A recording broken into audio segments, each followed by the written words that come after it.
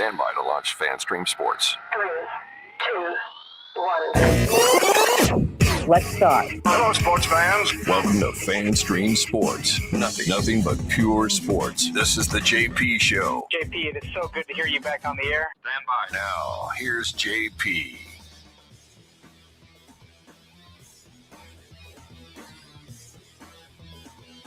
Good morning. Happy Hump Day. Hump Day. Although it is 9/11. So we'll definitely talk about that here on this show.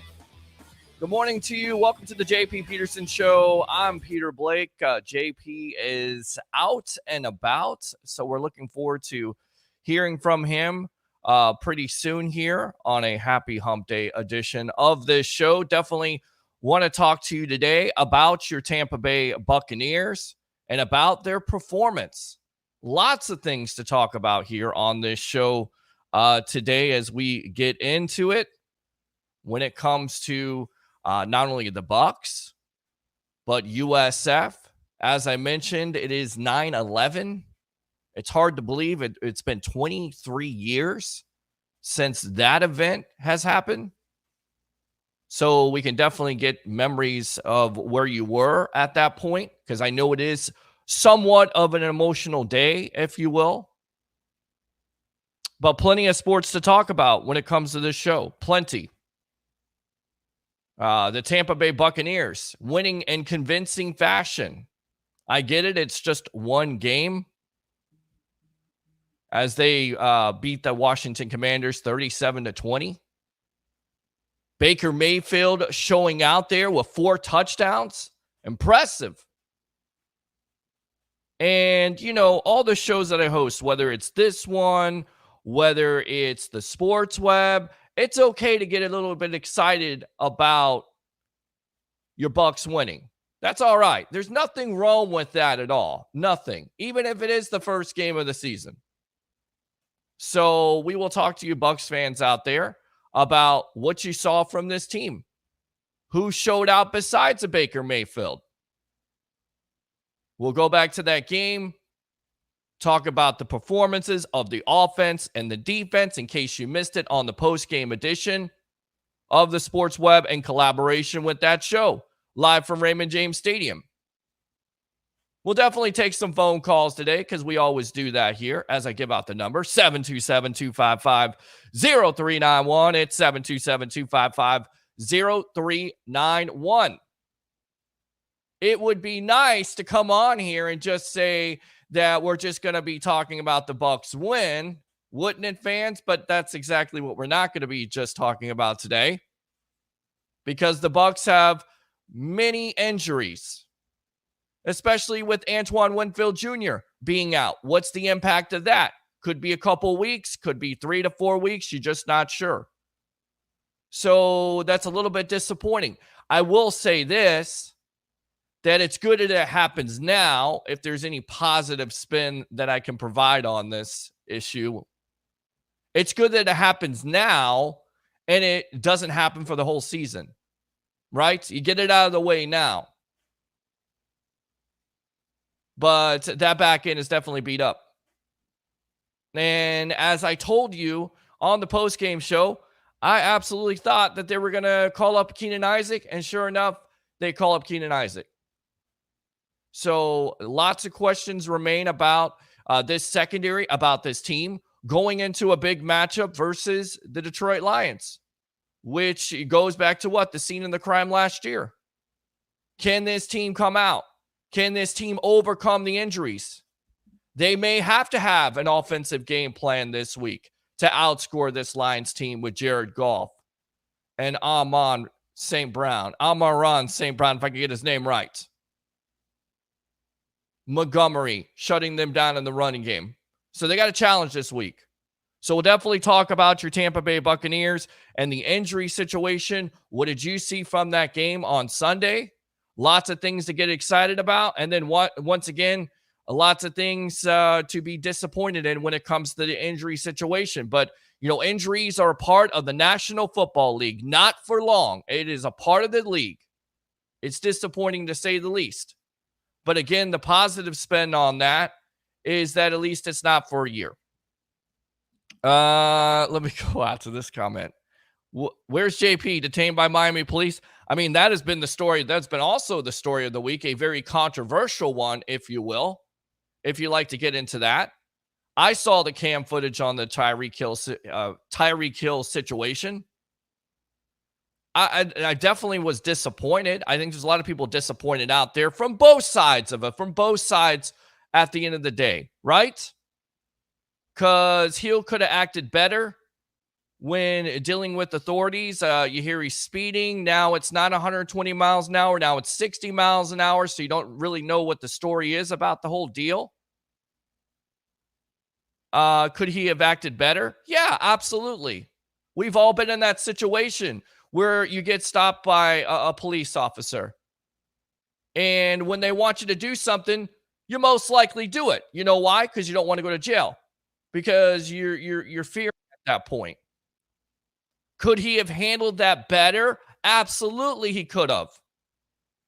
Could the police handle that better? Absolutely, they could. And if you watch that video and you're not disappointed by the way they handled it, then I don't know what you're looking at. So both sides could have handled it. I thought they overreacted over a speeding ticket, over a traffic violation. Some people disagree with it. So we'll definitely get into that because that's a controversial subject. How about your USF Bulls playing Alabama for 3 quarters?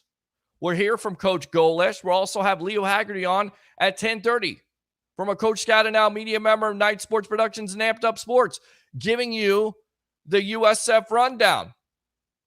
We're going to have my professional handicapper extraordinaire of the sports web, Mr. Harry the Greek, coming on. We will have Tampa Bay Ray Kennedy, best of the Bay, coming on. But without further ado, let's go ahead and get the man himself on his own show. Let's go out to Mr. JP Peterson. What's going on, boss? How you doing? And we got no sound. You got to love that. Let's see if we can get his sound going here. Hopefully we can, as we got him on. So we'll see if we can get him back on in just a moment. We'll go ahead and go back out to him in a moment. Are you there? Okay. So sometimes that happens. So we'll talk to Leo Haggerty about this, about the USF game. What did you think? Was it disappointing? Yeah, it was to a certain degree. But then again, you know, you look at the score. I don't think that score is indicative of the kind of effort that USF put out there. They played them tough. Turn microphone on. Yes, there you go. You know, it's always the simple things, my friend. JP Peterson, welcome to your show, of course. Yes. Hump Day edition. And then also a 9/11 edition, which I know is emotional to a certain degree to a lot of people out there, as it should. We could definitely talk about where you were, where a lot of people were at that point. The Bucks get a big-time victory over the Commanders. That was nice. That was nice. We talked about that. Got some reels coming out with us. Yeah, I got to find out about that. I got to find. We have to make sure that those are safe for work. So to speak. Yeah, hello, everybody. By the way, we're coming to you live from the Bayou Club in beautiful Largo, Florida, at the Patriot Day Golf Tournament. It's an annual outing here for Folds of Honor, which is a great charity that provides scholarships for children who have survived the casualties of war. Their parents, a mom or dad, killed in action or a casualty in action. And it's one of those great charities that is so needed and provides opportunities for children whose, parents have given the ultimate sacrifice. And so many of them, on 9/11 or because of 9/11, that we honor those survivors and with scholarships. So it's a great charity. It's great to help these families out. I mean, who better to help out, right? If your mom or dad has gone off to war and does not return, what happens to the kids? What happens to the families? And this is where Folds of Honor comes in. So we're here today to raise money for that, for a golf tournament, but we're also here to talk sports, which we do each and every day. If you have some thoughts on where you were on that day, how sports affected it. I always remember, Peter, for me, and I say this about sports all the time, it can have such an impact on our society as a whole. I mean, you look at Jackie Robinson and breaking the color barrier. Sports has led the way on so many social issues and continues to. For better or for worse, politics has become a big part of sports now. And it's for worse for me. But where it shines its best post 9/11 is when we gathered as one at the stadiums, the great visuals of the players running out with the flag, the emotional, God, I'm getting chills and choked up even thinking about it, the emotional national anthems at that particular time. It's gut-wrenching at times, but it also tends to bring us together when we remember times of tragedy like this. And boy, is that needed in this country ever more than ever before, especially after the buffoonery of that debate that we saw last night. I mean, if that's the best America has to offer, we are complete trash at this point. I mean, the whole thing was, I don't even want to get into it today, but it's just further proof of how we have degraded as a nation on so many levels. Not being political. I mean, you take your pick on which one, take your pick of any of the three, the biased media, or either of the two candidates. Which we could have moderated that better. We could have moderated that better last night. It was a 3-on-1. I mean, honestly, it's ridiculous. But that's where American media is. I mean, just an absolute journalistic disaster. Yeah. There is no journalism anymore. It's all agenda driven. And I could just say that both candidates are less than our best. Let's just say that. But I'm a policy voter. People know where I am on that. I'm not a personality voter, and there are just things that are happening in this country that, freedom of speech being one of them, that are very much in danger, and that needs to be rectified. So no politics today. Well, that's our debate analysis. That's all you're getting today. So we can talk some sports and talk about 9/11 as well, in a way that moves everybody forward. All right. You're laughing. What did Rick say? Well, no, Rick, this is what Rick had, and I was laughing about it. Where's JP detained by Miami? I would not be detained by Miami police. You know why? Because I would say, yes, sir. No, sir. My hands would be a 10 and 2, and I would try to do my best to sugar talk my way out of that ticket. And I would not be taken out of the car because I would get out of the car. I've done it. Yeah. I mean, I've talked my way out of it. I talked about this on the Sports Web. People laughed at me when I said it, but I got stopped one time. I flip out my card. I say, I'm the Rolex reporter. I do a sports talk show, and they gave me a warning. It is a true story. People think I'm lying about that, but it is true. And I do it anytime and every time somebody asks about it. Oh, you look familiar. Oh, well, I'm a sports broadcaster. I'm the Rolex reporter. I got a Rolex from Jake Paul. Oh, okay, good. Have a warning.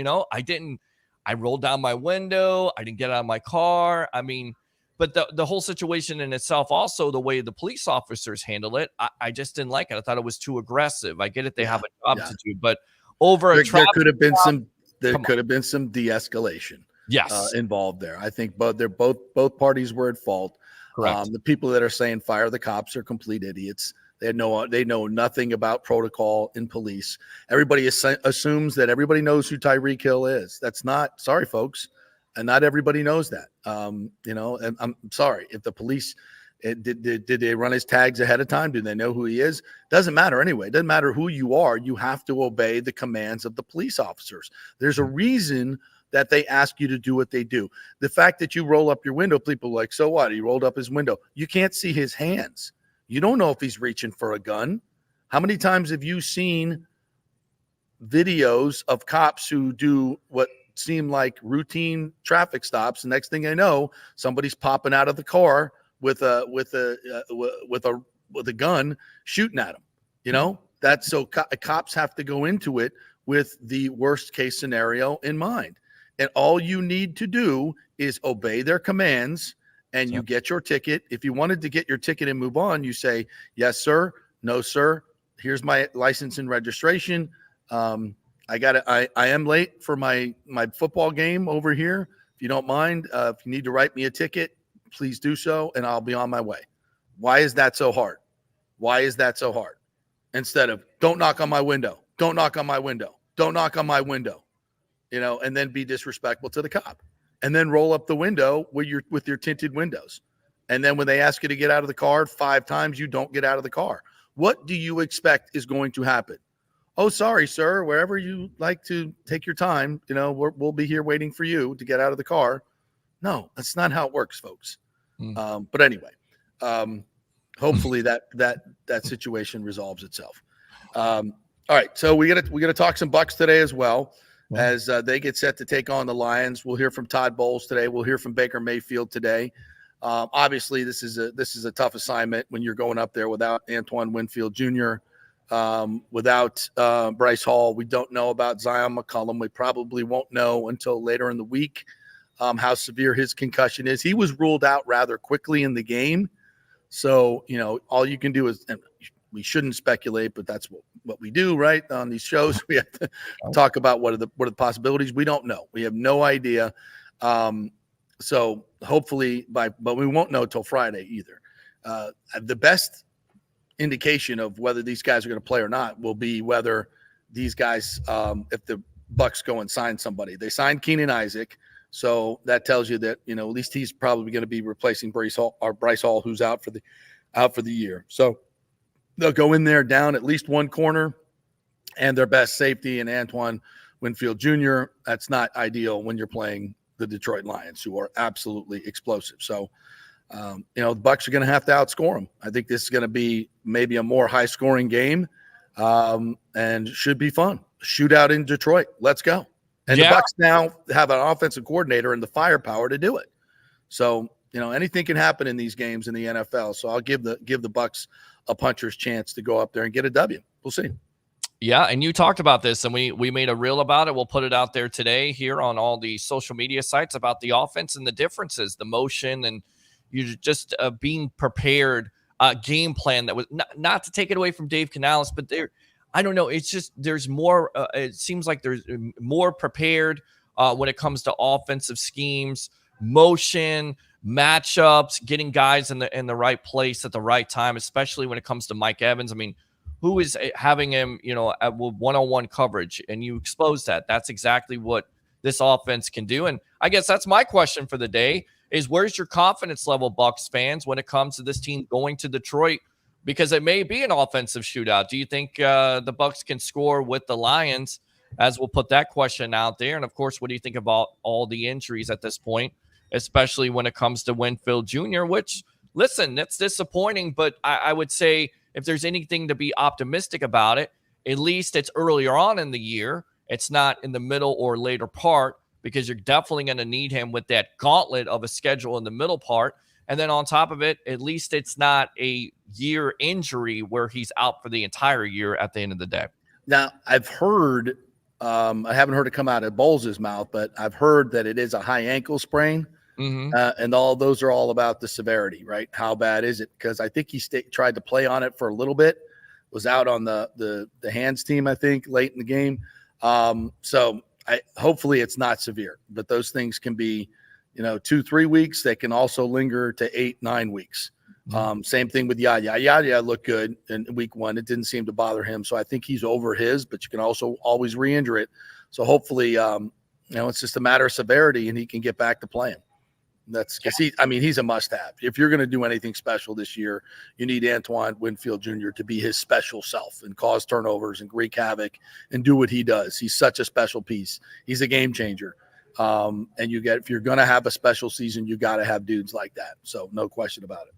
Yeah, and as crazy as it sounds, it happens the second to last play of the game. It's kind of like a Jordan Love situation. Happens the last play of the game, you get injured. So it's a part of it, It's the injuries are a part of the National Football League. You just have to deal with it. Yep, everybody's got them.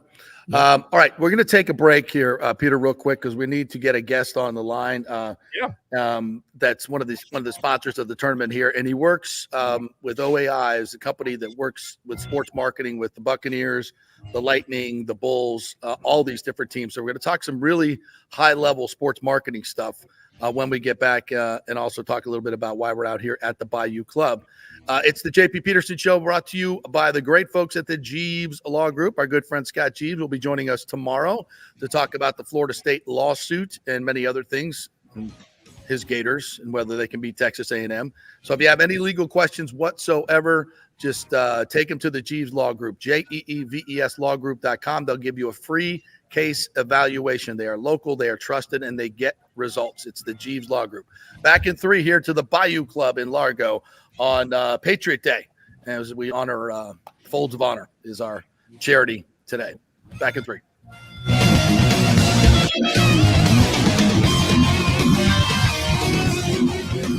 Celebrate August with the dazzling green hue of Peridot, known for its vibrant and refreshing sparkle. Yes, that's the birthstone of August at the Gold and Diamond Source. Explore the Gold and Diamond Source's stunning collection of Peridot jewelry, showcasing the gemstone's unique glow and versatility in rings, necklaces, and earrings. Peridot's distinctive color makes it a standout choice for any occasion, adding a touch of elegance and charm to your ensemble. Enjoy 15% off when you shop August Gems online only. Stop by the Gold and Diamond Source to experience the allure of August Gem and let their expert staff help you find the perfect Peridot piece. It's the Gold and Diamond Source, 3800 Olmsted Road, always online at thegoldendiamondsource.com. Hey, it's football season, so we welcome back the FSU Football Report every Monday and Friday on the J.P. Peterson Show, sponsored by those huge FSU fans at Italiano Insurance. They'll save you money as well. Just do a quick insurance checkup, 813-877-7799. They just saved me $500 on homeowners insurance. Who's doing that? Yeah, they just shopped it around, found a better, cheaper company, and we got a cheaper price. And business insurance. Make sure you're covered or you could lose your personal wealth. That's 813-877-7799. ItalianoInsurance.com. Go Noles. Hey Tampa Bay sports fans, this is two-time LPGA major champion Jane Geddes here. After winning the US Open and 10 other LPGA events, I wanted to try something completely different. So I came right off the top turnbuckle and landed in the crazy world of WWE. And yes, you heard that right, that's WWE. Working for the Vince McMahon as the VP of Talent Relations for the company. Now, though, I want to work for you. Everything I've done in my life, I've done with incredible passion. And now I've turned my focus to leading the best real estate team in Tampa Bay, the Geddes Gordon Group with Keller Williams in South Tampa. If you're looking for a new home, an investment property, or looking to sell your current home, we will give you major championship level service. When you choose Geddes Gordon Group, you become part of our inner circle, like family. So if you're looking for a few golf tips or a golf course view, we're going to stripe it right down the fairway. Call me at 813-485-6808 or go to GettysGordonGroup.com, or again, give me a ring at 813-485-6808. JP here for Third Generation AC and Plumbing. And Third Generation really says it all, folks. The owner, my friend John Rodriguez, has been in the AC and plumbing business since 1995. They built their business on honest assessments and doing great work on time for a great price. Simple, right? Did you know many AC techs are incentivized on big commissions to sell new AC units and you might just need a drain cleared? So if you want someone you can trust, that's John Rodriguez in Third Generation Services. Check out the 5-star Google reviews. If you have a plumbing or AC emergency, call 813-961-8024 and a human will answer the phone. That's 813-961-8024 or go to thirdgenerationplumbing.com. Ciao, Paolo Tini here, owner of Caffè Paradiso, one of South Tampa premier traditional Italian restaurant. We were recently voted number 3 on Open Table list of Tampa Bay's top 10 restaurants. We're very proud of that because we take great care of preparing each dish by hand with homemade sauces, pastas, only the freshest local ingredients. You won't see the big institutional vendor trucks pulling up to our back door. We get our seafood from local vendors. Sometimes I even drive out to Topper Springs and pick out our daily catch right off those boats. So stop by and say hello. Try our traditional lasagna, the fresh veal, some of our signature dishes like capelli al granchio, that is angel hair with lump crab meat, our branzino, that is a sea bass. We're located at 4205 South McDill, and you can make a reservation on Open Table and read all the great reviews. See you soon. Ciao. Grazie. Let's go. Right now. Back to the show on FanStream Sports. And shows we're coming to you live from the Bayou Club in beautiful Largo, Florida for the Patriot Day golf outing, sponsored by many great companies. But at the top of the list is Outdoor America Images. and the CEO of the OAI joins us right now, Chris Inverso, one of our great sponsors for this event. Good morning, Chris. How are you? And thank you very much for sponsoring this event and the money going to Folds of Honor. How are you? Good morning. I'm doing fantastic. It's an honor to sponsor the event. Yeah. Why is that important to your company? You know, we have an approach that is both national in the sense that we can get to almost any market with speed and scale, and we're local. We have real relationships and real connections, and you can't do that unless you're at events like this, putting your money where your mouth is, but also having some personal representation and the relationships that go with it. And at the end of the day, everyone here cares. And when we put our heads on the pillow at night, it's nice to know that in addition to creating the value that we create through our core business, that we're also making a difference. Wow. That's awesome to hear a CEO say that those things matter these days. It really is. So thank you. I thought those relationship things were long gone. But I appreciate what you guys are doing here today, and the folks representing here, the great Alex Job sitting to my left here, who will be representing and tearing up this golf course, and the superintendent will not be happy. Tell me a little bit about your company and the sports marketing efforts that you have within this market here in Tampa Bay. I know you work with the Lightning, who I work for, and also the Bucks and the Bulls as well. Let's start with the Buccaneers, since they are in season right now. And tell me a little bit about the sports marketing initiatives and what's new in your world. Well, first, I want to congratulate the entire squad and the entire crew associated with the Tampa Bay Buccaneers. I was at the game in person on Sunday, and really nice to see that team come together and put together a solid game end to end and walk away with a victory from a tough team with a pretty good young quarterback. We've been partnering with and doing work for the Buccaneers for about a decade and a half. This year, we really took it to the next level by starting early with the Buccaneers and becoming an official partner of them. And so proud to say that we are the official branding partner of the Tampa Bay Buccaneers. Congratulations. Now, tell me a little bit about the initiatives that you're doing and how what fans will recognize and what's kind of the touch points of what you're working on. I'm always interested to see how this works at a very high level. Yeah, and it was really fun to experience a lot of what I'm about to tell you in person and just go be a fan on Sunday. First, I'll tell you, I want to give a lot of kudos top to bottom. The Glazer family, Brian Ford, Coach Bowles, but all the different teams that work behind the scenes to make sure that the game days get pulled off on a Sunday or a Monday or a Thursday or heck, even a Friday nowadays. You never even know. Right. But it happens year round. It's not just during the season. And what we get as a partner is a bit of a view into the back end of that. And it's impressive. There's some fantastic people that bleed Bucks red and or creamsicle, depending on the day, and all about it. But what I love is the intentionality behind the fan experience. It's one of the three themes that I've seen in sports right now. It's just an overall enhanced fan experience. You can't go anywhere in that stadium without having someone representing the Buccaneers or Raymond James Stadium, looking at you, asking if you need help, holding up a sign, which, by the way, we print those for them.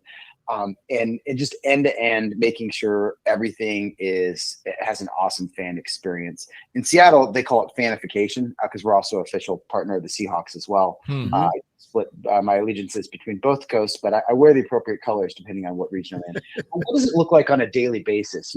Really, another trend that I've seen is that no monetization opportunity is left behind, but it's done in a tasteful way. And the NFL has been a leader in this. It actually, if you go back and if I can plug another podcast, the Acquired podcast is a fantastic one out of Seattle. Yeah. And they did a 4-hour episode on the NFL. Highly encourage anyone that's interested in sports marketing to read that. But the period of leadership that Pete Rozelle had from 1960 to kind of the late 80s, he really helped up the fan experience while also helping owners unlock the revenue potential that was in their space. And so what you see today in our partnership with the Buccaneers, kind of a roundabout way of answering your question, is almost every space is aesthetically pleasing to your eye, but it's also marketing either the Buccaneers brand or one of their core partners, and done in a tasteful way. And it can be done through any sort of flexible substrates. I mean, wrapping with pressure sensitive adhesive vinyl, dye-sub fabric, metal wood fabrication, and then the amount of coordination, project management, install to make that happen is unbelievable, which is why I'm so proud of our teams on a daily basis. But we've been working for probably the past 90 days, sun up to sundown, to get it all installed. And I think it was midnight on Saturday when we finished and put the final few touches on it before Sunday's game. Well, the stadium looked awesome, and all the different partners that you have to represent. Here's an interesting question for you, because I know you work with the Bulls as well. How do you switch it all over? Like, you got to switch the color schemes and some things over in a rapid time frame to get some of the Bulls branding going as well. How does that work? Well, it starts with a really good plan and an awesome project management team and really good installers that can just do it and make something that's very hard look almost boring, but it's not. I mean, it takes a lot of work. But the other part is being a long-term partner. I think it'd be hard to just come in there out of the blue, be the lowest bidder and try to figure that out. But doing this for a long, long time, I believe we still offer incredible value and competitive pricing, but we are invested as a partner. And so being there day in and day out, we can just come in there without even any extra thought and say, all right, we're going to execute our plan. One day on the Saturday, it's the Bulls, and on a Sunday, it's the Bucks, and hardly anyone notices the transformation. Chris Inverso is joining us. He is the CEO of OAI. They do a lot of sports marketing with our local teams. When you talk about touching the fan experience and it being intentional, it's something that the Lightning talk about all the time. It's not just, hey, we're going to put on a hockey game or put on a football game and hopefully the fans enjoy it. What are some of those conversations like at the highest level? Like, how important is the fan experience to both of these organizations? Because I notice it at both games. That you go to other stadiums and it's not even close. And it's not by accident, right? This is something that they're really trying to make it a great experience each and every time you come to a game. I also don't want to miss another key professional sports franchise here in this market, and that's the Rays. And I'll throw them in this too. But I will tell you that the starting conversation, when you're asking at the highest levels, it really is all about the fan experience. It's what I hear coming off of people's lips. And it's how do we now engage our fans? And sometimes it's a specific group of employees within those sports franchises that are just based on live experiences. OAI, what can you build for us? Like a custom skee ball little exhibit that's wrapped and branded and that fans can play and have fun with while they're going in and out of the game. Or how do we now have a contest or an event and with a partner and print and bring that in? It all revolves around getting people from all ages, all demographics involved in that sport. And I got to tell you, there's something special about the Tampa Bay market. And I'm not just saying that because I'm on your podcast today. I travel all over the U.S., attend professional and college sporting events.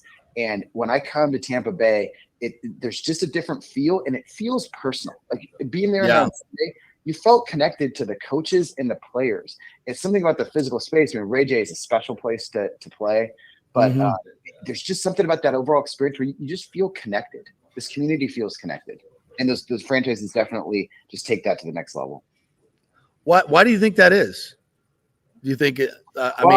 From my experience, I can answer that question, but why do you think it is? Well, here's an outsider coming in. I think it starts with the people in the community. I think Tampa Bay actually is a special place to work and live and be a part of. And it's big enough to I think go toe to toe in the ring with any big city, but it's also got a very personal feel, and it's the way people do business. Totally agree.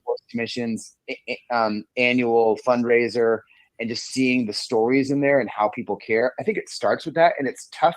It would be tough to take it to that world-class level without that at the kernel. But then we have some sports franchises that are literally leading with their play on the field, but also how they do business.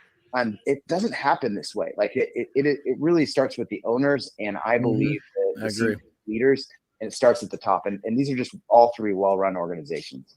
Hey, Chris, I was actually doing an interview. A student yesterday was asking me, why the Lightning have been so successful. And I said, and this is from my personal standpoint, and I believe the Community Hero program that Jeff Vinik instituted from day one, the $50,000 check to the local It has touched so many people at a grassroots level. Watching it happen every game, I think, brings a special sense of community to Lightning fans as being part of this. I think it's the greatest stroke of marketing genius I think I've ever seen and witnessed in sports, how it has happened and how it has grown the fan base. Would you agree with that? You've seen it all. How would you? I wholeheartedly agree with that. Yeah, I agree with that. And then a little twist on that, what the Glazer family does with their vision-based yes, and how absolutely. they give classes to kids. It personally hits home for me because I'm the son of 2 optometrists, and my mom had a specialty. Oh, wow. Okay. For kids. So it definitely hits home for me. But, a lot of people don't know this about me, but I did play football at the college level, Division III. We won a national championship in '99, beat Rowan University at the Stag Bowl in Salem, Virginia. Nice. Played for a Hall of Fame football coach. And he had several key sayings, but one of them was cast your bread upon the water and it comes back with strawberry jam. And the idea was this will make a difference in someone's life and it will come back to you many-fold. And I think that's what you see with the Vinnick family and what they're doing with that and the Glazer family. When you have owners that are invested in the community, it creates that cheesy synergy that everyone talks about, but it does it in a real way. I totally agree. Hey, Chris, thanks so much for joining us. Appreciate this. Let's get you on another time to have a longer conversation about all the different things that are going on in sports marketing. Thank you for supporting the Patriot Day golf outing and the Folds of Honor as well. Thank you so much. Pleasure. Look forward to next time. Thank you. Right. Bye. Great. All right. I'm fascinated by the sports marketing and all the things that go on because it's such big money, and we see it. If you're a fan, you're part of it. I mean, you are immersed in it, whether you know it or not. And does it work? How does it work? So we'll talk with him at a later date. But right now, we're going to talk some USF football with our good friend Leo Haggerty, who's been covering the Bulls. I'm not sure, Leo. Good morning to you, my friend from Amped Up Sports. Did you go to Tuscaloosa? Did you make the trip? I did not. Okay. I'll tell you what, I'm glad I didn't because I saw more on TV than I probably would have saw in the press box. Yeah. And I'll tell you what, guys, the nice thing is we can talk about this where coaches can't. And again, let's get right to the penalties. Yes. I know guys come off the field and they say, hey, coach, he's holding me. Alabama's tackles, they weren't holding the edge rushers for USF. They were tackling them. And it was every single play. The funny thing was, in the first quarter, the referees called maybe 4 or 5 right in a row. Then, they figured out, we can't do this every play. Yeah. And Alabama just kept holding. Yeah. And it was sad. They had 13 penalties, Alabama did. But it was just frustrating because those edge rushers were getting around them every single time. And the tackle would just put an arm out and hook them either way. And it wasn't called. Well, and there were some penalties that were called in the second half as well. We had one of the dad with USF dads on with us yesterday who went to the game, and who used to play for Florida State as well. And he said it just felt like the momentum had turned. USF was dominating, and they just started throwing flags. I mean, you hate that to be part of this, but I don't know. These are big brands. They'll do anything to protect them. As a Florida State fan, I can tell you that. But you don't. Listen. I hate to even make that case, right? You don't want to think that there's something nefarious going on, but damn, that looked really, really suspect. Yeah, and I'll tell you what. I really felt sorry for R.J. Perry after the Bulls break a 50-yard run and they call a hold. It may be one of the top 5 worst calls I've ever seen in college football.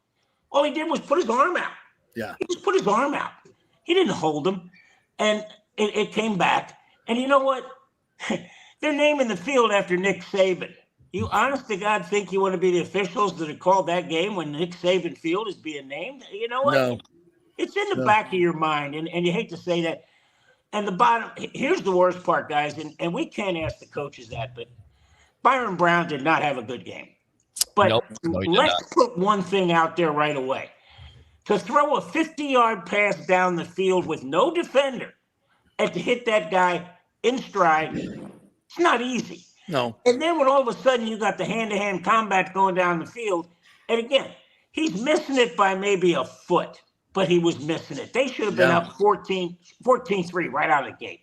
And it's a great segue there because Coach Golesh talked about this yesterday, what he could have did better with getting Brown. This is what he had to say with Brown and his inaccuracies against Alabama. Here we go.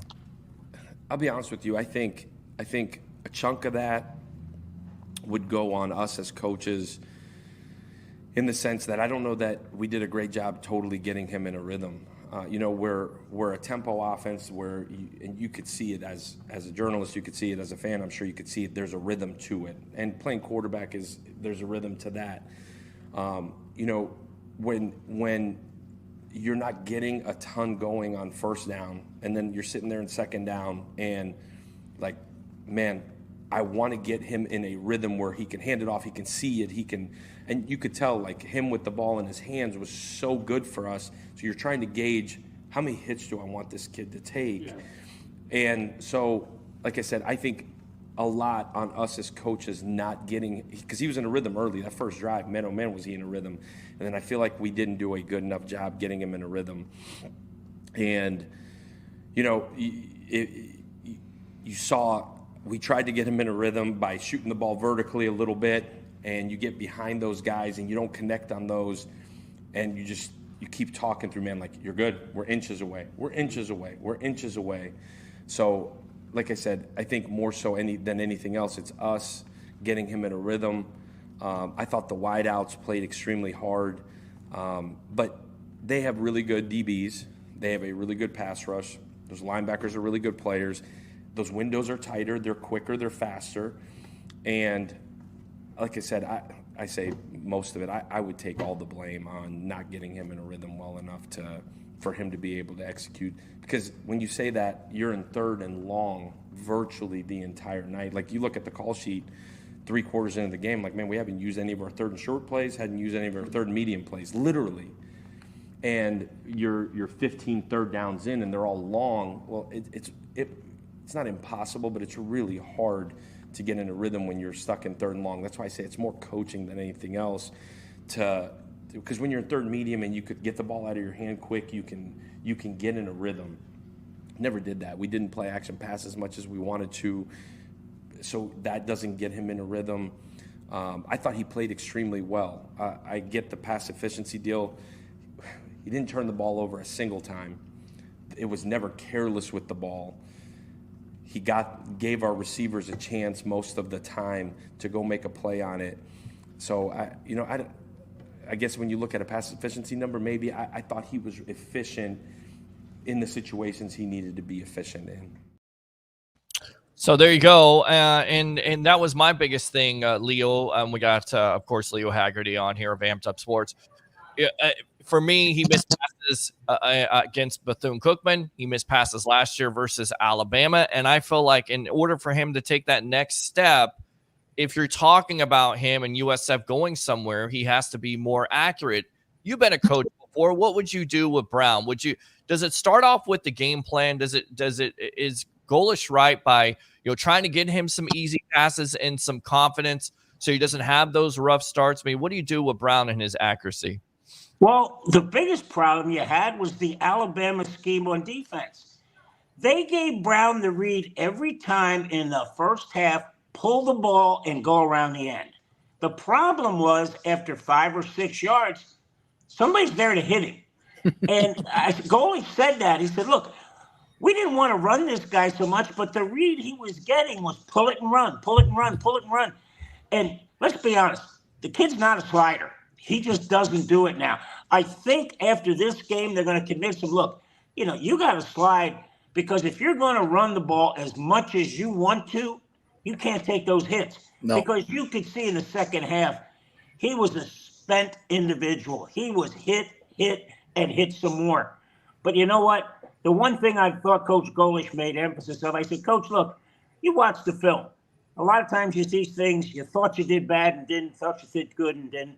What was the one thing that jumped out at you? He said, we played really, really, really, really hard. Yeah. And they did. Take that last 6 minutes away. There was just no gas left in the tank. Yeah. Those tires were flat. They were just done. But the score doesn't matter. Score is completely. But you know what? If if they don't get that motion penalty, that game could have got real interesting real quick. Well, Leo, and I know Coach doubled down on this yesterday, and I hate to even be the least bit critical. What they did at Alabama is absolutely tremendous. From a 1-win team to a 7-win team to doing that at Tuscaloosa is insane. I mean, he has done a tremendous job. That said, the most confident, borderline cocky coach is at the 4-yard line with 6:57 left in the game, down 8 points, and he kicks a field goal. And, of course, it all went haywire after that, more, I think, because of just, the pure just physicality of the game. But how do you not go for a touchdown there? I know your quarterback has struggled a little bit, but it's just in that moment, you got to go for it, right? I mean, what? Here's the problem, guys. They were 2 for 18, and if they'd have had a 4th and 2 or 3, I think he'd have gone for it. But 4 yards, all of a sudden, you got to throw it, and they're not throwing it real well. It was just, I can't question his, thinking on that, because they were never in 3rd and short. Either they got the first down right away, being on 1st or 2nd down, but after that, it was 3rd and 6, 7, 8, 10, 11, and they weren't converting. If they were converting, I think he'd have gone for it. But he's saying, look, let's go here. Our defense is playing lights out. They got us 2 turnovers. Maybe we can get another one. But you know what? There just wasn't anything left in the tank with the defense. Yeah. Well, with that being said, you're going on the road against Southern Miss. I mean, could there be some type of flatness, if you will? Do you expect this team to come out flat with the effort they had against Alabama? I get it, they lose, but you vote for 3 quarters. They played with them. Could you see them coming out flat, or do you think Coach Golesh will have this team ready to go once again on the road? Let's go with the database, Peter. And what I always tell my listeners and my readers is do the math. Last year, they only one time during the season had back-to-back losses. That's coaching. That's making sure you don't let one loss fester into 2. Yeah, UAB, FAU, there was your back-to-back. I think they're going to do everything possible to get this team ready to play against Southern Miss, because there are so many positives you can go on, especially defense. You know what, guys, we sat here last week on Wednesday and said, can they keep Alabama under 45? And JP, you said, look, hey, the board wants to put 50, 60 on the board. Yeah, exactly. He had trouble putting 20 up there. I know. Until the end of the game. But again, I think they're going to find a way to get past this, move on, and they'll play well up at Southern Miss. And remember, you look at this defense, causing 3 fumbles, and this is all without Jalen Shuler. What's the latest on him? Anything on him coming back for this game, or is it Miami as their target at this point? Miami at the earliest. Okay. At the earliest. He may still have may have to go to the bye week. But again, would you rather have him for Miami, or would you rather have him for Tulane, which is a conference game? I think if he's not 100% for Miami, they're going to rest him, because they get the bye week, and then they got the Tulane and another. They got time between Tulane and Memphis. They're playing the 2 toughest teams in the AAC right out of the gate. They want, all bullets in the gun by then. Leo Haggerty joining us here. Physically, when you play a team like Alabama, the next week, you can see this, these are data points that you can watch. The next week, it's tough for teams to win because of the physicality of the game. I hope that's not the case here. Southern Miss has the great Tate Rodemaker starting at quarterback, former Florida State, and one-time USF quarterback as well, or commit. So I don't think it's a very good team, but it's these are spots that you really have to, focus in. And like you said, good teams don't lose 2 in a row. I think it's a tough spot, but they should be talented enough to win this game. And I'd like to see Byram get that passing game going this week. And you know what? I got to agree with Peter on that. Get him some easy throws. Get him into a rhythm. Get him going, because you're going to go as your quarterback goes. That's just the way of the world in NCAA and the NFL. If your quarterback's having a bad game, you're probably going to lose, unless you're the Bears and the Titans do stupid stuff. But yeah, I think what they want to do is give him easy stuff, get that. And you know what, JP, when you talk about him not going for it on fourth down, he's had a couple in those first 2 games where he's had fourth and, that much, and he's punted. And, I asked him after the Brooklyn game, first series, he's got probably fourth and a couple inches. And I go, Coach, did you contemplate that? He goes, I contemplated it. And that's about all. I think what he wants to do is he doesn't want to put his defense in the hole right out of the gate. And that's the key. He's finally starting to trust his defense. Todd Orlando called a great game. But that defense was humming, and if you don't make it at the 4-yard line, Alabama's at the 3 or the 2, and they're coming out with the game on the line. The crowd's nervous. They may make another mistake. They may fumble the ball again, even if you don't make it. But God forbid, it's 4 yards. I saw that kid run, Byron Brown. Get him out on the edge and see what happens.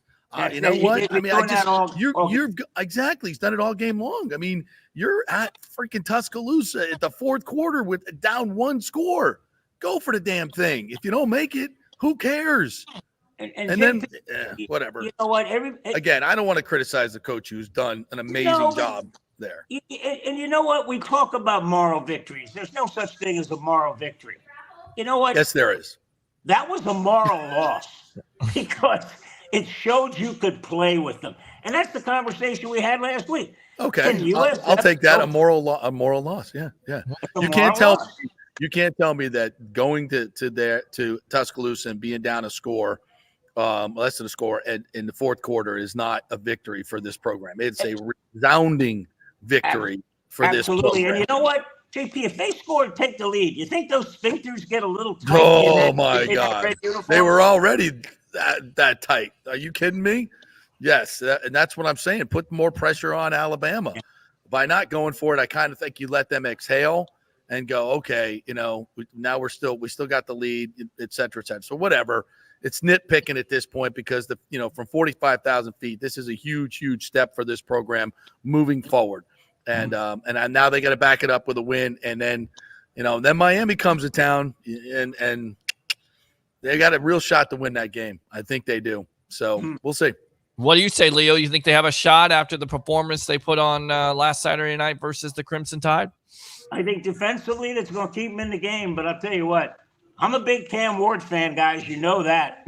Yeah. He's a good player. You're not going to be able to hold Miami, to 15, 20 points. You're going to have to get in the 30s because they're going to get 28, 30, 33 right in there. Yep. Wow. I can't wait. We'll talk about that next week. I know you got to get out there right now. So thank you, Leo. Appreciate your time as always. Tell everybody how they can get your content at Amped Up Sports. Hey, go to Amped Up Sports. Had a great conversation with the volleyball coach yesterday. And, we covered the NCAA women's volleyball Final Four, which was probably the most intimidating 2 days of my life, seeing all these 5'6", 6'6", and 6'9" women. Hi, girls. How you doing? That were athletic and could play. Yeah. Have that up. Have some interesting conversations with Golish out there, as usual, my 2 questions. Yes. And, go to ampedupsports.com and go to us on YouTube and Facebook, and you'll see exactly what we're doing. All right. Thank you, Leo. Appreciate it, my friend. All right. We'll take it. Hey, cool. We'll see you next Wednesday. And good luck to the Bulls this weekend. All right, we're going to take another quick break. When we come back, we're going to talk about the Tampa Bay Sun Football Club, which we have not done yet. And I've been wanting to get these folks on. Tiffany Hubert will join us and give us some information on what's going on with the new women's professional soccer league team. We'll also get back to talking some football here with Buccaneers, and we'll talk some FSU and UF as well. Quick break. We're coming to you live from the Bayou Club in Largo, Florida. We're here today for the Patriot Day golf outing on 9/11 to benefit the Folds of Honor. Back in 3. Stay with us. Hey, it's football season, and we welcome back the Gator Report every Monday and Friday, sponsored by the Jeeves Law Group, JEEVES lawgroup.com. Just go to the website. You can contact them through there. Scott Jeeves is a tremendous, aggressive attorney and a big Gator fan, so we appreciate him supporting this show and, of course, your Florida Gators. They are local, they are trusted, and they get results, whether it's personal injury or anything else, any law matter at all, it's the Jeeves Law Group. JEEVES lawgroup.com. Give them a call. Tell them JP sent you. All right, this is for all you guys who don't want to go to the gym and do 5,000 crunches. At Bay Area Modern Medical Center, you can get on the new True Body machine where you can reduce fat and tone up your muscle. It's like doing 54,000 crunches in just 15 minutes.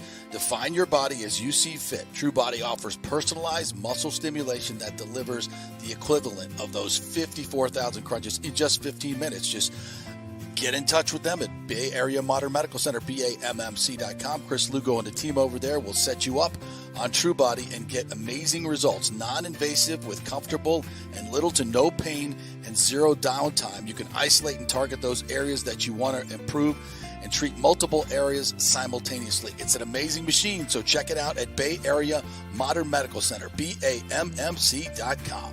JP here to ask the question, are you planning an event, meeting, or conference? If so, you'll want to call the designers and production professionals at Extravaganza Productions Incorporated. With over 35 years of experience in the events industry, designing and producing every type of small to large event, they can provide a huge resource for design ideas, audio, visual, sound, lighting, decor, and entertainment to turn your event into an incredible experience for the entire audience. Folks, I've worked up close and personal with this group at many national events and Tampa events, and they have unique capabilities that help you save time and money in the planning and execution of your next event. Don't delay. Call these pros today at 813-621-4700 or check out their website at extravaganzaproductions.com. Tell them JP sent you, and they'll provide a free initial consultation for your event. Extravaganza Productions, the best of the business. Golfers, listen up. The hottest new driving range craze has come to Rogers Park in Tampa. The Top Tracer range is now open 10 to 9 p.m. And just like you see on TV, every shot is tracked for yardage and accuracy, giving you immediate feedback. And best of all, you can virtually play the top courses like Pebble Beach or St. Andrews with your buddies. Plus, great food and drink options available in the well-appointed hitting bays. Very comfortable out there. Reservations highly recommended, starting at $25 per hour, including balls. Reserve at RogersParkGolf.net. That's RogersParkGolf.net. See you there. Let's go. Right now, back to the show on FanStream Sports. All right, welcome back to the JP Peterson Show, along with Peter Blake of the Sports Web. Joining me here this morning on a hump day. Oh, very nice. Well yes, done. Well I got done, you. I got you. I knew what you were trying to go for there. I know. I can.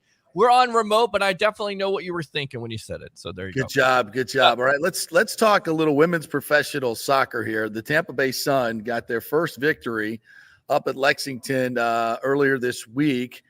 Tiffany Hubert joins us now, and she is the PR director at the Tampa Bay Sun. Good morning to you, Tiffany. Thank you so much for coming on. We've been wanting to get you guys on for a while, so we had to wait to get your first win. All right. Then we said, all right, let's get them on. Let's go. How are you? Good. No, good. Doing great. Thank you for having me. And absolutely, yeah, first win. So if you had to wonder, yes, we are official. We got our first win this past weekend. Tell me a little bit about it up in Lexington. What was it like? What was the ride back like? I mean, getting that first win, that's pretty special. Yeah, no, we definitely got our first win. Really excited. First road game. I did not make the trip, but was definitely checking in with our team and it was definitely different. I mean, a lot of our players have played in a lot of different climates, but they've been here conditioning in Tampa, learning our humidity, learning what it's like to play in that weather. So this was our first away game and got a chance to kind of play in some cooler weather. So they definitely appreciated that change of weather, but I'm happy to be back and ready for the home game this Saturday. Go back to that first home game. What did you think of the crowd? What was that moment like? Go back to that, Tiffany, a little bit. Yes. Well, that moment was, I mean, it was inspiring. For us, it's something. I joined the organization in February. So it was something that seemed far off at that time, but then I was like, oh gosh, it is right around the corner. Just seeing really literally building the elements that it takes to put on the game day.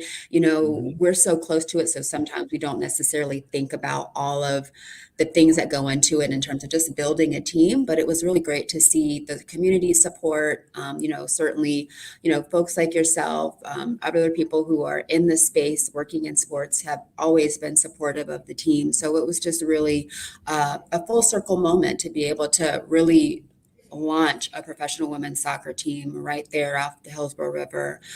It was a great day. Yeah, it was. I mean, you had all the stars out there. Baker Mayfield was out there and his wife was out there. Saw the mayor out there. Titus O'Neil was out there. It was the place to be, right? Yes. We would like to say we are the place to be for sure on a Saturday night for our home games. I mean, it's beautiful, literally right on the river. Yeah. We understand it's unique in terms of our ability for waters, right? So we've celebrated on the water with championship parades. We hope to do that as our, in our first season. But another unique thing is having our players arrive via water taxi as well. So just, trying to get those different elements. I didn't know that. Yes. Tell us more about the game day deal. I mean, so the Yes. players come in on the water taxi. This is cool. Yes, absolutely. So with us being right downtown, right off the river, we are encouraging people to support the local businesses along the Riverwalk. And our players also, they arrive via Pirate Water Taxi. So we encourage fans to do the same, and then our players as well do that. So they get a chance to kind of wave the fans in, kind of our edition of like March to the Match. So we call it our pitch, but it is where we are water taxiing over along the Hillsborough River to the game. Well, I noticed it was a packed house. We got about 5,000 seats there. Well, how much are tickets? How do people get tickets? And you got a game coming up Saturday as well, right? Tell us about that. Absolutely. Yes. Our next home game is this Saturday. Tickets are available on our website. We are, our ticketing platform is SeatGeek. So you can go on SeatGeek or you can just go right to our page. I mean, we have a variety of different ticket options. We've got, student tickets. So we call it our student rush tickets. So we have those for people. We are, we recognize we're right by UT. So we want to make it affordable for everybody. But our tickets range, if you're looking for, midfield, you're going to pay around $30. But if you're looking for like standing room only section, you can pay $15. So we have our supporter group. They're called the Heat Wave, but anybody can sit in that section, but it's right there. It's standing room only. There's drums, there's smoke, kind of smoke machines and things like that go off during the game. So it definitely ranges. I mean, if you don't want to be in that action, you can have, there's seat back chairs available. There's standard bleacher sections available. So I would like to say there's definitely a wide variety of seating options to really meet, that friend group, or if you even more of a premium option, we have kind of our sunrooms, which is our kind of private suite-like environment. And then we have our standard bleachers as well. So there's a lot of different elements and options for people to choose from. So you go over to Armature Works or wherever along the river. If you're downtown, take the pirate taxi over there. You can get right into that's a pretty cool way to spend a Saturday. Absolutely. Yeah. So we partner with the Pirate Taxi, and if you can come anywhere, but if you're coming from the Armature Works stop, it's free. So you can just come right over round trip. Absolutely. Or you can swim across. That's fine, Jim. Or you can listen, or the paddle boards, right? We haven't quite seen that yet, but I know that's very popular along the river. Is there dock space there that you can There tie isn't dock space, but I feel like that's going to be probably our next addition, maybe for the spring schedule. I like that. The dock. Yeah, take your boat right up there. Perfect. Hey, Tiffany, thanks so much for joining us. Look forward to working with you guys. Let's get some of the players on and coach and everything as we go through the season. We'd love to have you.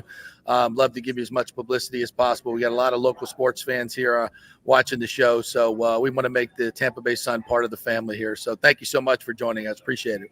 Absolutely. Thank you all for welcoming me. And yes, we look forward to seeing you all out at Riverfront Stadium. Yes, I'm definitely going to get out there for a match soon. Can't do it this Saturday, but soon, for sure. Thank you. Absolutely. We'll get you back there for sure. All right. Thank you, Tiffany. Appreciate it. Thank you. All right. Have a great you too. Yes. Paul, come on over, and then Greg, come on over after him. How's that? We're doing producing on the air here. I love that. I love that. That's good. You're doing all the producing. There you go. Set up that camera shot right there. We're on the JP Peterson Show on a happy hump day edition. There we are. Who do we got, JP? It's just look at that. You don't recognize that face? It's Richard Nixon. Oh, of course it is. Isn't it? Are you a crook? Well, I'm not a crook, and America deserves someone that's, well, not quite a crook. Let's put it that way. Now, who that is yet to be determined.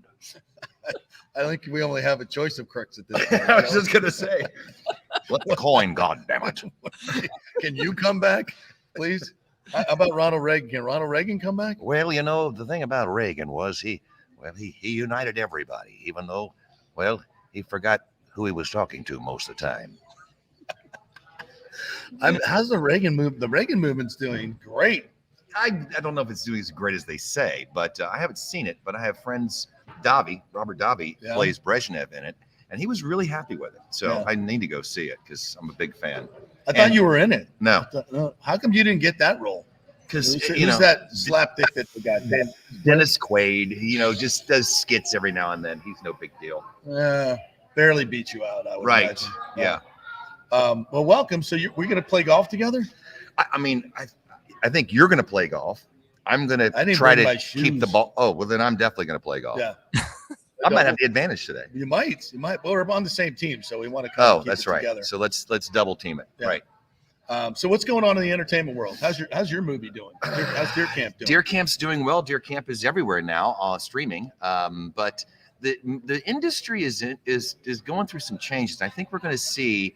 For example, my little brother is doing Conjuring 4. And they were going to shoot in Atlanta, where, in Georgia, the incentives are just really great. Ridiculous. But now they just pulled to London. So we're seeing a big shift. Why? Studios especially are moving to Europe. Why? Well, they don't have to because deal. America's trash? They don't have to deal with the prickly rigidity of our labor unions. A. B. Labor costs are lower over there. And then you got these governments, Italy, Spain, that are just handing out cash. If we made a movie today, right, and let's say it cost $10 million, right, and we shot it in Malta, beautiful, we'd get $4 million before we even showed up. Okay, so as a producer, I'm going to Malta. There you go. So Okay. that's the kind of the thumbnail of really what's going on. So you'll see, even the new Marvel movies that are coming out. Most of them were shot in Asia and Europe. So.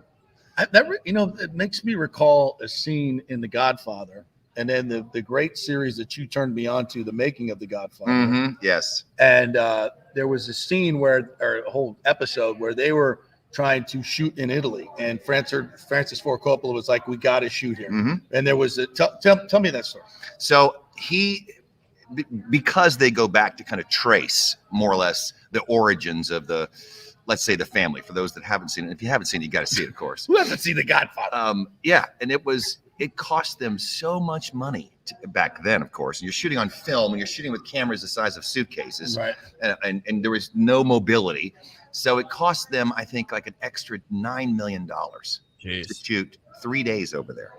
A lot of which he paid for himself. And convinced the studio who was behind it, going, "You're way over budget. You got to just find some place in America." No, we got a stupid mob movie you're making that nobody's going to come see. It's 3 hours. It's going to bomb. Right, it's going to bomb. That may have actually saved the studio. Yeah. Great story. By the way, Paul Wilson, actor, media mogul, part of the Wilson family. Your dad is on his book tour. Tell me, now that's something that I never thought would happen. Yeah, anytime. I mean, I think right now he's still sleeping, but that's what you do when you retire. You sleep all night. It's very interesting after, being the kid of a television newsman who, ever since I can remember, our first memories of him, because when we were kids getting up and going to school, he was still sleeping because he wouldn't get to the station until like noon, and then not get home till midnight. And we were always, already fast asleep. But the first time we would see him was on TV. Of the Edward R. Murrow ilk, if you will, at the time Dad was in high school, he wrote a letter to Edward R. Murrow and said, "I think I want to do this." And my grandmother used to say that my dad would read the news as a teenager into a hairbrush, like Edward R. Murrow. And he would listen. Now, he was from the country, Big Stone Gap, Virginia, up in the mountains, That's not Southern, that's mountains, right? And so he was. You talk funny when you come from there. And he knew that he couldn't be a broadcaster with that accent. So sounding like a hillbilly. So he would practice emulating Edward R. Murrow. And to this day, you can hear it. But Edward R. Murrow wrote him back and said, here's what you should study: the arts, humanities, history, maybe even a language, but stay away from journalism. That will come. So, but one of the codes, certainly of that legendary era of newsmen, was you're not the story. Keep your opinions out of it. Right? Tell the facts, not the truth. That's old-fashioned journalism, right there. Yeah. So for him to tell a story, the book is called Tuned In. It's on Amazon right now, and it's kind of his 57 years of being in television news, and basically coming from anonymity in the sticks of Virginia. I think the population back then was 2,000. I think it's probably 2,200 right now. So for him to then go to the top of the game and basically St. Louis and Charlotte and Virginia, and then meet Putin, go to Moscow, go undercover and go to Cuba, several presidents. Mark and I were both kind of trying to pull out a lot of, what did that feel like? Yeah. Well, it was a cold day, and Ted Bundy and I were about 12 feet away through the glass, because he also witnessed the execution of Ted Bundy. And I was there broadcasting for FSU, campus radio station, so I got to interview Dad. So there's a lot of those little nuggets that, and I think the takeaway is the title "Tuned In" is not about tuning into TV. Yeah, he was tuned into the community and to the family, and as an artist who really cared about really creating and telling stories. But mom and dad met in musical theater. So when Murrow said, study theater, and back then I think they called it speech and drama. Speech and drama, right? Yes, there was no television news or communications. Because that allowed you. It is television after all, right? And you are being, you are emoting through the TV screen. Sure. So having an acting background is and then when he found out that Murrow himself did that and studied that, yeah. It was like, well, this is a piece of cake. So it's how does your dad? I'm going to obviously ask him this question when he comes on, but how does he feel? How does Mark feel? How do you feel? And I know how I feel watching what is called journalism today, which is nothing even close to what we had even 20 years ago. Yeah, where everything is agenda driven by large corporations and has nothing to do with news. Well, even if you go back and even go watch in 1968, the first broadcast of a thing called 60 Minutes. Yes. Boy, has that changed. All of a sudden, the network went, people are watching, we can sell advertising. Right? And that was the end of journalism. Thus became the commercial chase for ratings, which means money. And then certainly as kind of television, or I should say, even the industry evolved from shooting on film. I mean, back in Murrow's days, and even Walter Cronkite and Eric Severide, it was just them. Good evening. There was no video behind them. Smoking a cigarette. Usually, chain smoking. Right. The ashtray right in front of them, the smoke wafting up. But when then local news took off, when Sony arrived with Beta, in '83, and cameras became a little bit more easy to deal with, and then the term electronic news guy. That's right. That began. I read somewhere too that Johnny Carson's first 10 years were recorded on videotape, and they liked it because they could just record over it. So we've lost 10 years of Johnny Carson because of videotape. But saving money. Yeah, I think Dad will tell you this too. The opinions and certainly the race for money, I think, has put the news business in the state that it's in right now, which is basically looking for resuscitation. And you got 70% of America still gets their news from Facebook. So there's that. Oh, there you go. And there was, speaking of the Hollywood actor. He can't hear you, but I'll. Yeah. Now I can. Go ahead.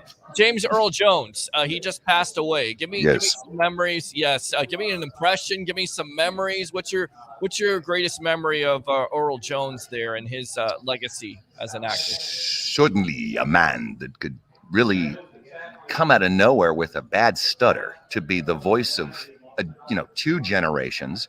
Obviously his role as, I think he did, it took him 2 hours to do the voice of Darth Vader in the first movie. And then it took him like 2 days for the Empire Strikes Back sequel because they didn't realize what they did right. I saw him on stage in Fences back in the late 80s. And what a magnificent stage actor he was. I mean, we would never have, no offense to him, but we wouldn't have a Denzel Washington without James Earl Jones. I mean, an incredible artist, and just who had just such a heart and really cared about it.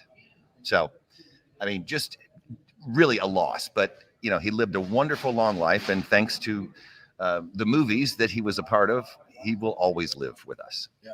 What a voice. What a voice. There you go. Yeah, what a voice, and I always brought that up, Peter. That was good.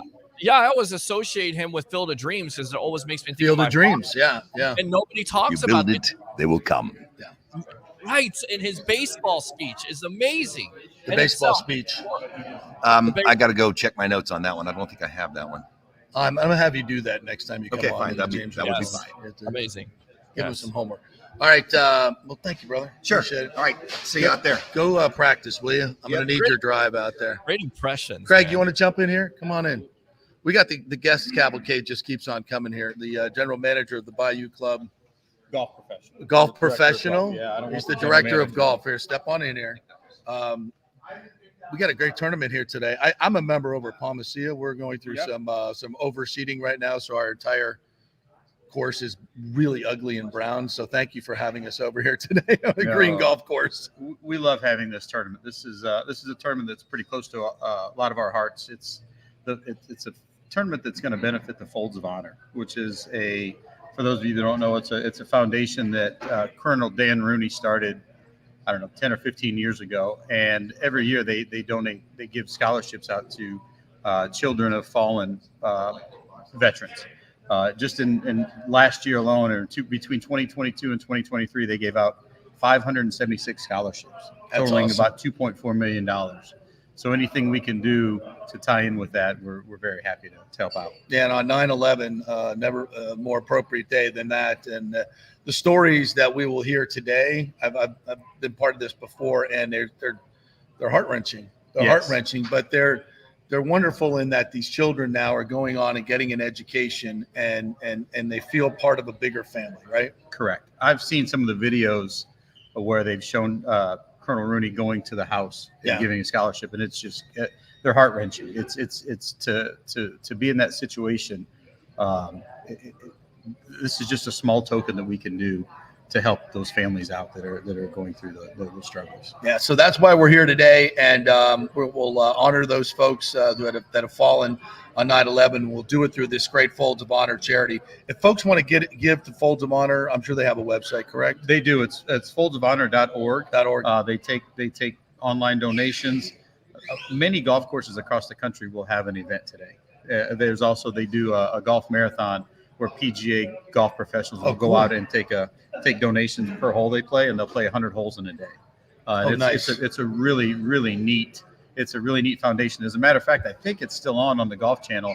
There's a Folds of Honor college golf tournament that's going on yesterday and today nice. as well. So a lot of the upper the better college players and college teams are participating right now. All right, Kick, tell me a little bit about the state of golf in Tampa Bay. I know we've got some new golf courses that may be coming online. Like golf was 10 years ago. Mm-hmm. Golf was in trouble. Yes. And then came COVID, and now there's an explosion. What's going on here at the Bayou Club? What's going on here locally? I think the explosion is kind of leveling off, which is okay. Because for a lot of us, those 2 years it was tough. Yeah. Right. I mean, trying to keep staff members, a lot of golf professionals were 7 days a week, 10 to 12 hours a day. It's leveling off a little bit, but I think we're still over where we were 10 years ago. I think we're still in a better position. Obviously, the stuff with the PGA Tour and the Live Tour, that throws kind of a wrench into it. It's not good for the growth of the game, which is what we're all here for. Right. But I think golf overall is in a good place right now. Yeah. And what's going on here at the Bayou Club? We're just trucking along. We did a renovation this year on our tee boxes, which we're really excited about. We got a new fleet of golf carts earlier in the year. Nice. Our membership is holding pretty steady, which is a good thing. So yeah, we're hoping that this rainy season is over with. How do you deal with that? I tell everybody this story that we were 15 inches below average in May. In May, we are now 30 to 40 inches over. Hurricane Debbie dumped 14 inches on us in one day, which was tough. And then last week, when we got storms, it was 3 to 4 inches of rain. It's crazy every day, and there's just no place for the water to go. Right. So the lakes are full and they look oh nice. my gosh, the lakes are definitely full. The bayou's full. So any gators out there tonight? You will probably see a couple gators. We have a big one that lives on 6 and 7. Probably one of the biggest alligators I've ever seen in the wild. How big? Probably about 13 feet. 13 feet? Yeah. So if you hit a ball over there, just let it go. We've got plenty of golf balls. Do you ever have anybody that's silly enough to say, I want to go play with the alligator? When I have guests that come down, I'm from St. Louis originally. So when I have guests that comes down from the north, they always want to get close to them. Like, knock yourself out, but let me turn my phone on first. I want to get the video of this. So yeah, we haven't had any incidents though. No incidents. No incidents though. No, we've managed to keep all of our hands and toes and fingers. So. Well, evidently you won't be getting any competition from the state parks. No, they won't be building golf courses, I don't think. Yeah, that was that whole thing, that whole situation was a little strange how it came out and then it went away pretty quickly. So yeah, are there anything on the board around here locally that's happening, or any new things that you've heard of? Not really. Like I said, I think we're all just kind of maintaining the steady pace that we're on, trying to make sure that that we keep all of our members happy and keep the golf course in good shape. And have you been out to the Top Tracer range at Rogers Park yet? I have not. They're one of our sponsors. That's why I mentioned that. It is so cool. Have you been to the Top Tracer ranges? I have seen those before. And I know there's some clubs that are putting Tracer like on tees and stuff, right? I know Cabot Farms has they have TrackMan on their entire range, which is great. Which is really cool. It's really cool. It's expensive. It is expensive. It is expensive. But to have it on a tee box would be on a hole would be really, really cool, right? Because then you could really see. How short I actually hit it. I was 280. No, it was actually 210. Yeah, exactly. Well, everybody hits a 300. By my calculations, that's the TrackMan. It's actually telling you it's 210. So exactly. Shut up. Exactly. Just adds more wagering. I lose more money. Exactly. That's good. Technology is awesome. Thank you so much for joining us. Thank you for having us out here for Folds of Honor. It's going to be a fun day. Thank you for having me on. I appreciate it. Thanks for being here. Thank you. If you haven't been out to the Top Tracer range, get your butt out there. Super fun. Definitely. Hey, listen, do you want to go out to that baseball speech from James Earl Jones? Do you have it? I do have it, yes. You ready for it? Any copyright infringement issues? I hope not. I mean, we got it on audio here. So video so here's the audio. James Earl Jones talking about baseball. And if you're a baseball fan, you absolutely love this here on the JP Peterson Show. Okay. Where is it at? Click. They'll come to Iowa for reasons they can't even fathom. They'll turn up your driveway, not knowing for sure why they're doing it. They'll arrive at your door as innocent as children, longing for the past. Of course, we won't mind if you look around, you'll say. It's only $20 per person. They'll pass over the money without even thinking about it. For it is money they have and peace they like. Ray, just sign the papers. And they'll walk out to the bleachers. And sit in shirt sleeves on a perfect afternoon. They'll find they have reserved seats somewhere along one of the baselines. Or they said they were children and cheered their heroes. And they'll watch the game. And it'll be as if they dipped themselves in magic waters. The memories will be so thick, they'll have to brush them away from their faces. Ray, when the bank opens in the morning, they'll foreclose. People will come, Ray. You're broke, Ray. You sell now or you lose everything. The one constant through all the years, Ray, has been baseball. America has rolled by like an army of steamrollers. Been erased like a blackboard, rebuilt and erased again. But baseball has marked the time. This field, this game, it's a part of our past, Ray. It reminds us of all that once was good, and it could be again. Oh, people will come, Ray. People will most definitely come. Come on. I mean, everybody talks about. Wow, chills, bro. Bro, I've got chills, goosebumps right now because every time I hear that, it always reminds me of not only my father, but my father's passion and how romantic he was about baseball. And you watch this movie and you're like, damn, I get it. And it was James Earl Jones that has those lines that talks about baseball and how it goes through time and how it goes through changes, but it's still a constant, beautiful thing. So I'm still getting goosebumps from that movie. And that movie was made in 1988, 1989. So people glossing over that. And because it was Terrence Mann. He was a sports writer in there. Yeah. A great character with all kinds of depth. And you believed it. That's what James Earl Jones did. He made you believe what you had to buy into that movie to make it work. And that speech is just, it gives you goosebumps. And it's interestingly enough, now they play a Major League Baseball game on that field, in that cornfield. Yes. I mean, it has exploded. Yes, you build it, they will come. And that's, yes. And by the way, he was I hate to take this turn on this point, but it just, when I'm listening to that and I'm like, it's reminding me of my love for baseball. I just love the game of baseball, love playing it. The feeling of like hitting a baseball on the sweet spot and watching it go. Yeah. I mean, that is, you're taking batting practice and you're like, oh, that one felt good. Yes. You know, and it's just that it's indescribable. The feeling of, playing catch and having that mitt on, whether it's a catcher's mitt, a first baseman's mitt, or a fielder's mitt, and that pop when you catch the ball, and the feel of the baseball and the seams and making it turn where you throw. I mean, God, this is playing the game. When growing up, it's the first memories I have of sports and being on a team, and it's just absolutely magical moments of, I can remember home runs that I've hit. And like when I was 7 years old in a championship game, not to gloss myself, but it's like, I can remember that like it was one of the greatest moments of my life, like without question. Yeah. And, thinking back and playing high school and man, and then I think about how my love of the game has been stolen by one man. Why, by one organization. It's just like, we're not even an organization. I love the Rays as an organization, and I'm not the only one, by the way. No. I'm not the only one. No. And that's a shame. That's a shame. Shame on them. Shame on him for doing that. Shame on him.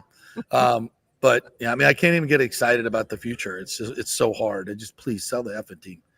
And I can get my relationship back with baseball, and especially with the Rays. Please, for the love of God. For so many of us, just take your money and go. Watch those movies. Watch that movie, and if you don't get inspired, and you don't have a pulse. Did Rick write this before I even started speaking? I think he did. Look what he wrote. Okay, we're on the same page. Yes, the love of baseball, JP. Then Sue Succubus stealing the soul of baseball from us. Oh my God, absolutely, brother.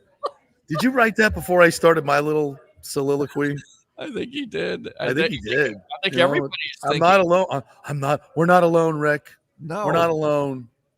We want our baseball back. That's it. Want exciting baseball back. You don't want to hear about stadiums. You don't want to hear about money. You don't want to hear about any of that. And that is what that speech absolutely is talking about. It doesn't matter about the money. It doesn't matter about all the nonsense. It's about baseball. It's about the game that transcends time. That's what it's about. A good call on that one. All right, let's take a break. We need to take a break. Yes, we do. Come back on the other side, and we'll hit some I want to talk about the quarterback situations at Florida State and Florida as we head into this weekend of college football games. We've got some other stuff we want to get to as well. We are brought to you by the great folks at Italiano Insurance, 813-877-7799. I referred Chris Lugo from Bay Area Modern Medical Center to Italiano. Actually asked me who to talk to over there to get business insurance or redo his business insurance. So he's taken advantage of that. And I implore you guys to do as well. If you started a side hustle or you have a business right now and you don't have business insurance, you got to get it, because otherwise you're personally liable if someone is to sue you. And people do that these days. They really do. So make sure you have business insurance, and also all your other insurance needs. Shop it around. They just help us with another home insurance issue, and it's so easy just to let them handle it, and you save all the money. That's what it's about. Great customer service at Italiano Insurance, 813-877-7799. Back in 3, live at the Bayou Club. We're here for Patriot Day golf outing, benefiting the Folds of Honor. Back in 3. This is The Strike. 102.5 WHPT, HD2 Sarasota, Tampa, St. Pete. Discover a world of elegance and sophistication at the Golden Diamond Source. Whether you're searching for your first piece or celebrating a special milestone, their expert team is here to guide you every step of the way. Navigating the world of fine jewelry can be overwhelming, but it doesn't have to be. Their knowledgeable staff is dedicated to helping you choose the perfect piece, ensuring you feel confident and informed. At the Golden Diamond Source, they pride themselves on offering only the highest quality jewelry. From stunning engagement rings to timeless watches, each piece is crafted with precision and care. So take advantage of their 5 years interest-free financing. This means you can get a $5,000 piece and only pay $83 a month. And if you're new to buying diamonds, their first-time buyer program will educate you on the 4 C's, cut, color, clarity, and carat, and help you understand the different shapes and sizes available. Go enjoy the great staff at the Golden Diamond Source. You'll be family forever. It's the Golden Diamond Source, 3800 Ulmerton Road, always online at thegoldendiamondsource.com. Hey Tampa Bay sports fans, this is two-time LPGA major champion Jane Geddes here. After winning the US Open and 10 other LPGA events, I wanted to try something completely different. So I came right off the top turnbuckle and landed in the crazy world of WWE. And yes, you heard that right. That's WWE. Working for the Vince McMahon as the VP of Talent Relations for the company. Now, though, I want to work for you. Everything I've done in my life, I've done with incredible passion. And now I've turned my focus to leading the best real estate team in Tampa Bay, the Geddes Gordon Group with Keller Williams in South Tampa. If you're looking for a new home, an investment property, or looking to sell your current home, we will give you major championship level service. When you choose Geddes Gordon Group, you become part of our inner circle, like family. So if you're looking for a few golf tips or a golf course view, we're going to stripe it right down the fairway. Call me at 813-485-6808 or go to GettysGordonGroup.com, or again, give me a ring at 813-485-6808. JP here for Third Generation AC and Plumbing. And Third Generation really says it all, folks. The owner, my friend John Rodriguez, has been in the AC and plumbing business since 1995. They built their business on honest assessments and doing great work on time for a great price. Simple, right? Did you know many AC techs are incentivized on big commissions to sell new AC units, and you might just need a drain cleared? So if you want someone you can trust, that's John Rodriguez and Third Generation Services. Check out the 5-star Google reviews. If you have a plumbing or AC emergency, call 813-961-8024 and a human will answer the phone. That's 813-961-8024 or go to thirdgenerationplumbing.com. Hey, it's football season, so we welcome back the FSU Football Report every Monday and Friday on the J.P. Peterson Show, sponsored by those huge FSU fans at Italiano Insurance. They'll save you money as well. Just do a quick insurance checkup, 813-877-7799. They just saved me $500 on homeowners insurance. Who's doing that? Yeah, they just shopped it around, found a better, cheaper company, and we got a cheaper price. And business insurance. Make sure you're covered or you could lose your personal wealth. That's 813-877-7799. ItalianoInsurance.com. Go Noles. Ciao, Paolo Tini here, owner of Caffè Paradiso, one of South Tampa premier traditional Italian restaurant. We were recently voted number 3 on Open Table list of Tampa Bay's top 10 restaurants. We're very proud of that because we take great care of preparing each dish by hand with homemade sauces, pastas, only the freshest local ingredients. You won't see the big institutional vendor trucks pulling up to our back door. We get our seafood from local vendors. Sometimes I even drive out to Topper Springs and pick out our daily catch right off those boats. So stop by and say hello. Try our traditional lasagna, the fresh veal, some of our signature dishes like capelli al granchio, that is angel hair with lump crab meat, our branzino, that is a sea bass. We're located at 4205 South McDill, and you can make a reservation on Open Table and read all the great reviews. See you soon. Ciao. Grazie. Let's go. Right now. Back to the show on FanStream Sports. All right, welcome back to the JP Peterson Show. And I think we're having some tech issues, so welcome back to the JP Peterson Show on a happy Hump day. I'm Peter Blake along with JP Peterson. Let's get him out of there. I don't know what's going on. Let's see if we can go back to him. So we're having some tech issues at this point. So with that being said, let's go ahead and get professional handicapper extraordinaire of my show, The Sports Web, and we'll try to see what's going on with JP. Oh, there we go. We got him back there, right there. Are you back, JP? Yeah, my Wi-Fi is going in and out. Ooh. Yeah, well, it sounds like Spectrum. Sounds like Spectrum once again. No, I'm blamed Stu. Oh, okay. I'm over here in Pinellas County, so there you go. He found out. His henchman found out, and the henchman and the put the kibosh on us. All right, yes. I got to get this in real quick. When I asked Rick, was he thinking before I went into my my diatribe, he said, I did indeed. I was thinking the same thing as you were talking and remembered I don't care about baseball this year. Thanks, Stu. How about that little bench clearing, whatever that was last night? Yeah. As you say, to plunked, I forget who it was last night. Castellanos. Castellanos. Yes, who got hit during the week, so I guess he was just tired of getting hit, and he wasn't going to take it anymore. I think a lot of these players are. Who was it the other day that went on that rant? Got hit in the back of the head by one of these young pitchers that's throwing 100 miles an hour and has no idea where it's going. One of the Braves players, God, I forget who it was, but he's right. He's absolutely right. These batters are getting in the box, and these guys are just trying to max throw as hard as they can, and half the time they have no idea where it's going. It's scary. It's kind of okay. They're going to have whole entire armored suits to go up there and hit. It's crazy. You're going to have to have Barry Bonds type of. I know, right? Covering and your own last night, that looked pretty purposeful. So I think they had a beef, the Phillies. But isn't it interesting? By the way, let's bring Harry the Greek in. I don't want to keep him, backstage. What's up, Harry? How are you, buddy? There he is. How's it going, guys? What's going on, buddy? How you doing? Doing fantastic. JP, how are you? That beautiful wife and family of yours doing, buddy? Oh, thank you, man. Thank you. I'm the most blessed man in the world, man.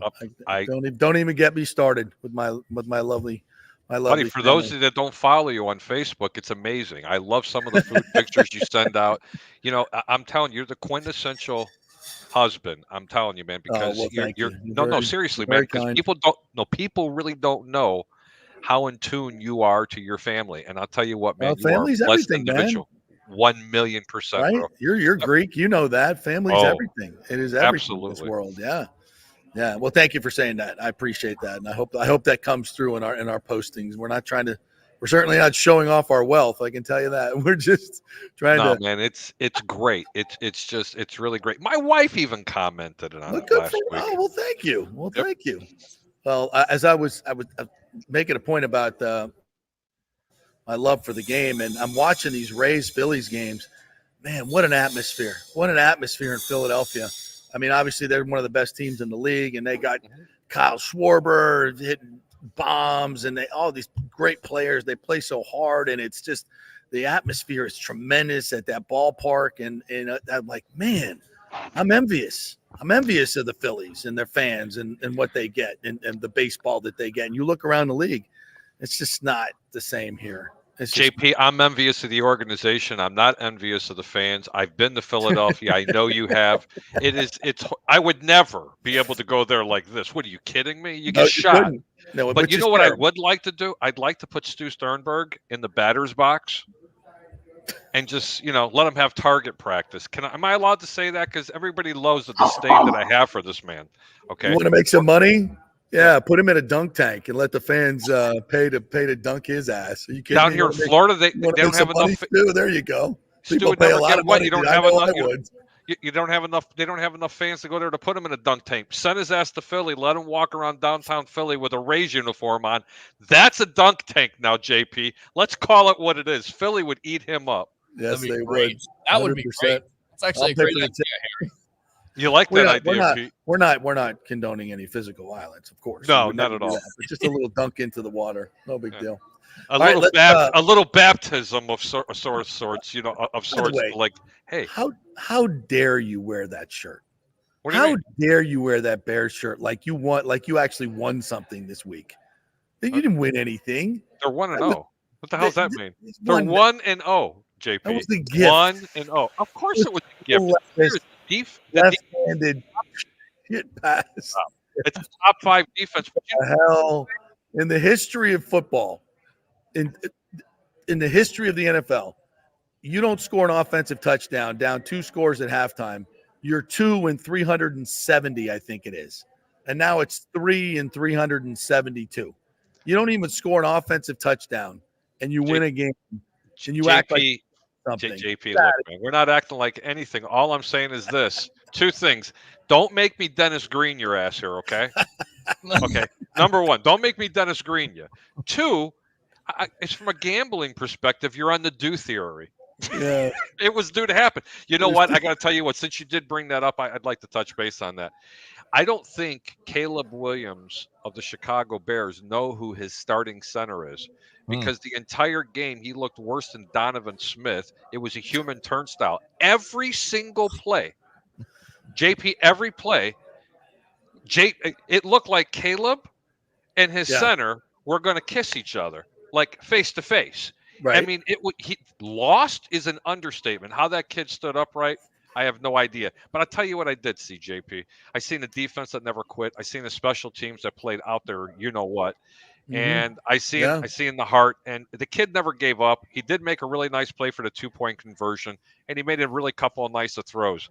I'm expecting as the season goes on, it's going to get a lot better. But ultimately, this was a coaching problem. The 3rd play to the 8th play of the game, JP, every single play. Let's go downfield. Let's go downfield as he's overthrowing receivers by 20 yards. You know, I mean, he had the jitters, but you know what? Yeah, he did. It'll get a little bit better. Hey, you know what? 1-0. I think it's going to take more time than you think, or the Bears fan think. Let me just put it that way.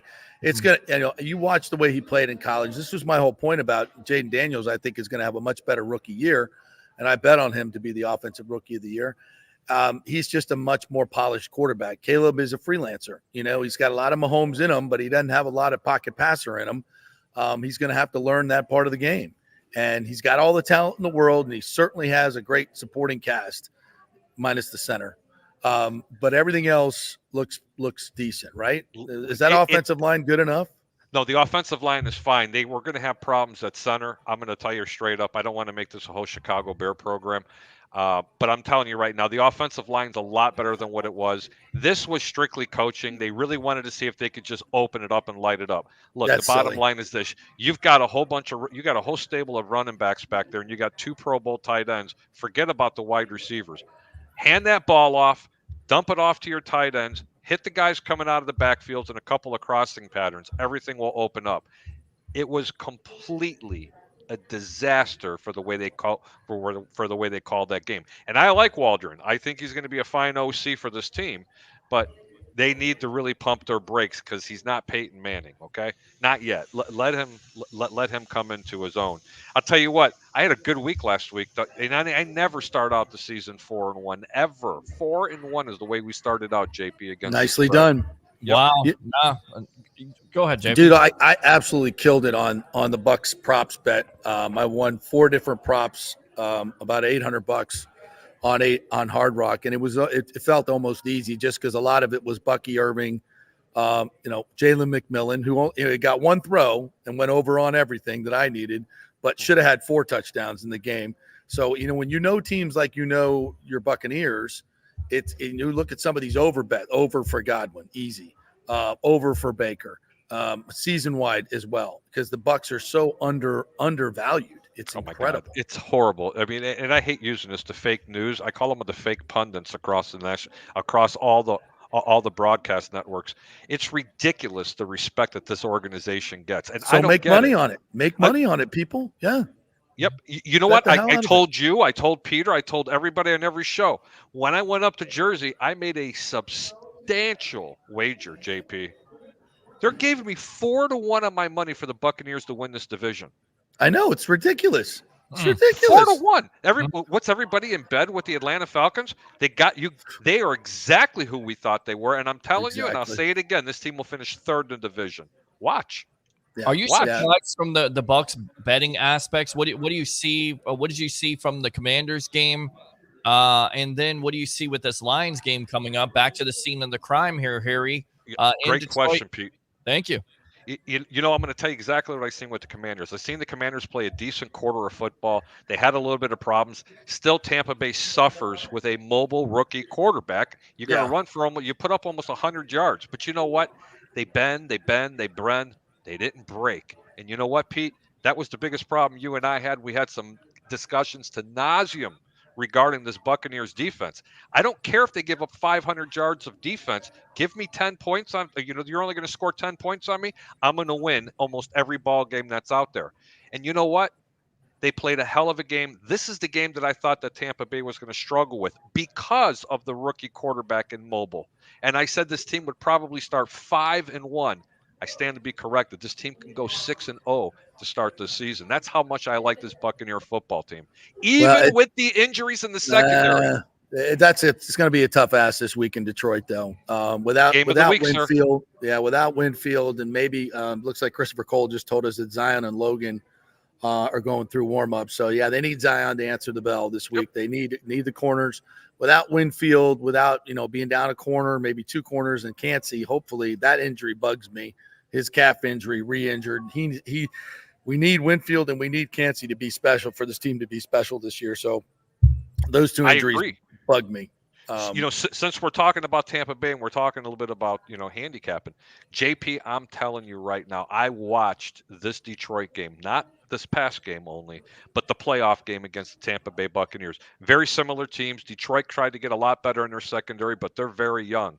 But they haven't improved that offensive line. Tampa's front seven will get after them.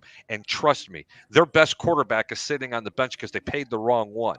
Tampa will come up with 2 turnovers in this game if you can find a prop bet in this game, and it will be a shootout, and Tampa wins the game. Don't bother with the points this week. You put them on the money line. I'm telling you, they're getting 7.5. That's how much I like this game. This is my second best pick of the week, JP. Take the Buccaneers on the money line this week. Tampa's still got a little revenge from last year. They were 1 or 2 plays from winning and go to the NFC Championship game. This is unheard of. If they had Winfield and Kancey, I would say yes. But without those two, I don't know if I'm going to bet it. We'll see. You know what? Then take the points. Be safe and take the points, because let me tell you something. The team with the last possession is going to win this ball game. I'm thinking something 38-35. It's going to be a high-scoring affair. But trust me, they're going to cough the ball up twice. Jared Goff can't help himself. And Baker, the cupcake maker, is going to be making some great cupcakes in this game. Look for Mike Evans to have a big game. All right, I'm going to let you wonderful. I see Tampa Bay Ray in the bullpen's going to come in for me. You ready, Ray? You ready? The old man's taking it out to the range here. Got to get saddled up. So you're getting a right arm going? Yeah. Well, they hopefully get the swing going today, but we'll see. Well, brother, I got one more pick for you. I got other ones, but I know you're a betting guy. Give me one more. Take Indianapolis at Green Bay. Green Bay's done. Toast. Jordan Stick Love, a fork in them. Yeah, Willis sucks. And play the under. He's not a pro quarterback, so good luck with that. I'm with you on that. All right, guys, take over. We'll see you. All right, so you stand by here, Harry. Get out of here, JP. There he goes. And then, there we go. Let's go out to Tampa Bay. Look at that. Now we got the 3 amigos here on the JP Peterson Show with, and I always do intros. So first, I'm going to do Harry's intro. Oh, Ray. Opa. Opa. Boy, it was great talking to him for a few minutes.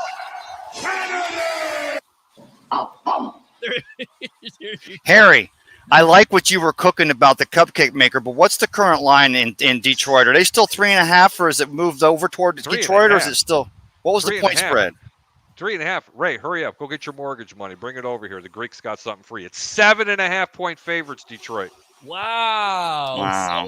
7.5. So there you go. Welcome back to the JP Peterson Show. I'm Peter Blake, along with Harry the Greek. Tampa Bay Ray Kennedy, best of the Bay, in the building with us as JP is out and about.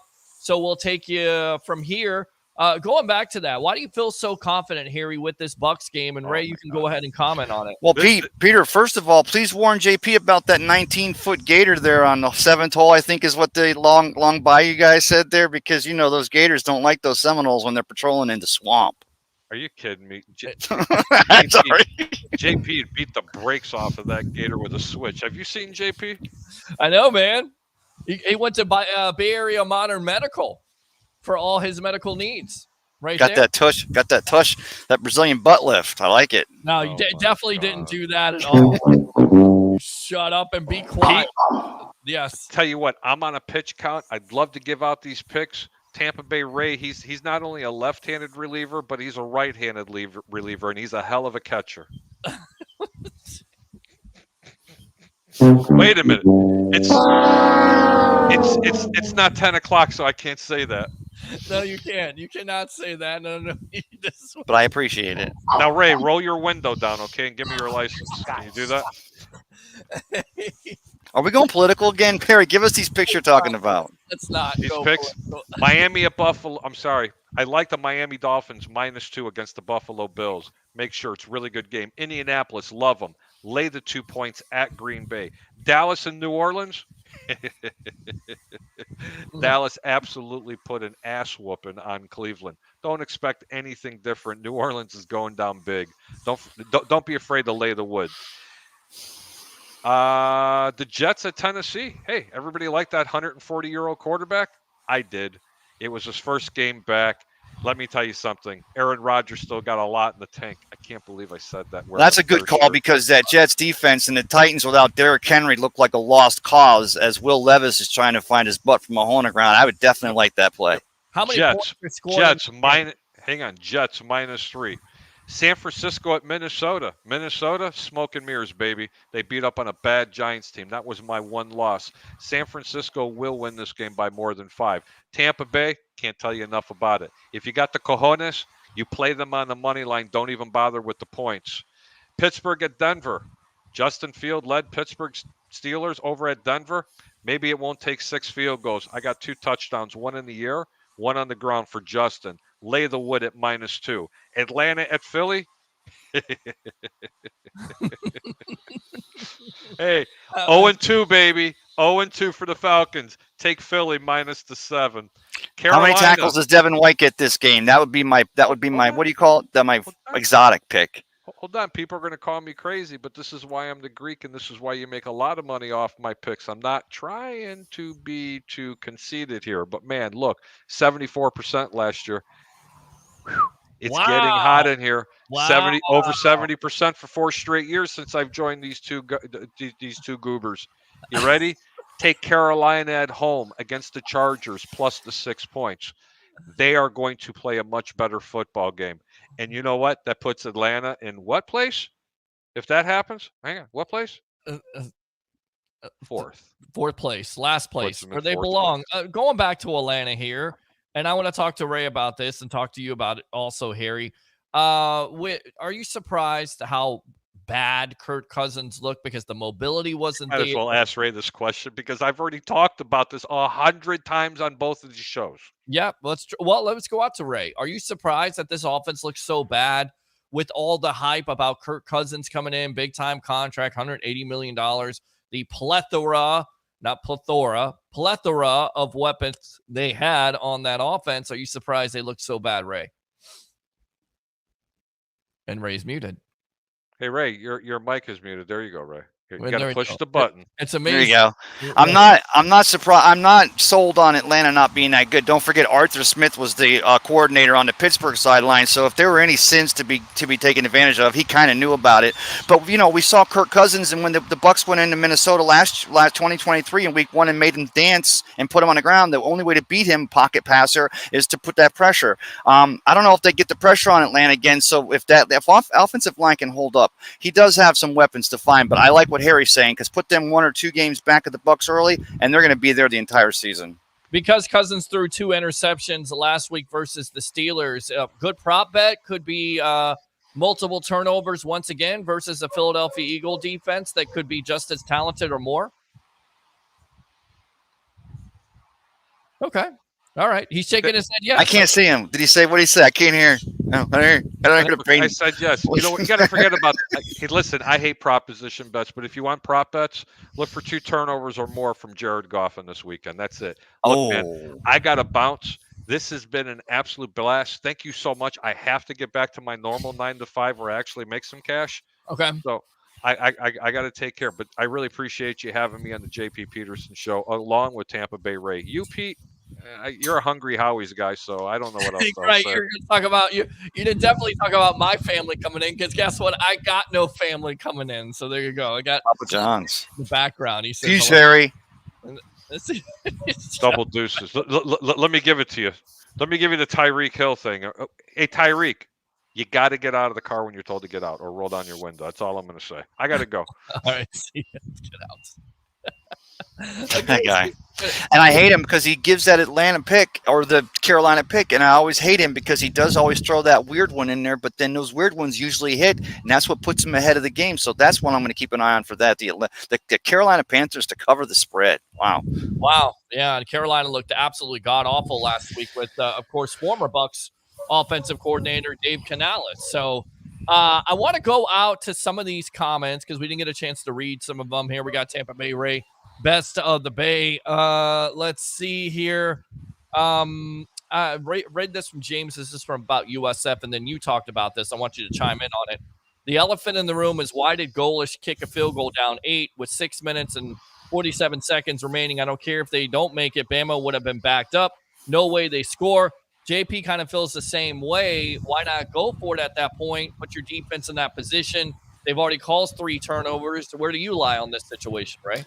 The irony is it takes us right back to Matt LaFleur, the Packers, in the NFC Championship game in 2020. But my point is that we saw right after that, even that field goal made, that Bulls team fell apart because they had stood up against a behemoth, a Goliath, David and Goliath all night, and you could see the gas was running out. I pros that if they already tried 3 and in from the short inside the 20 or inside the 10, they didn't get it the 3 times. I pose that not getting it, turning it over on downs meant more momentum-wise for Alabama. It was Golesh's, Hail Mary pass. If they make it, which they did, hope they can hold on, but then shortly thereafter, the entire floor fell out. I like the field goal there because positivity, after they couldn't get it in from inside the 10, means at least they don't walk away empty-handed. The psychological game Alex Golesh was playing was still going on, that chess game.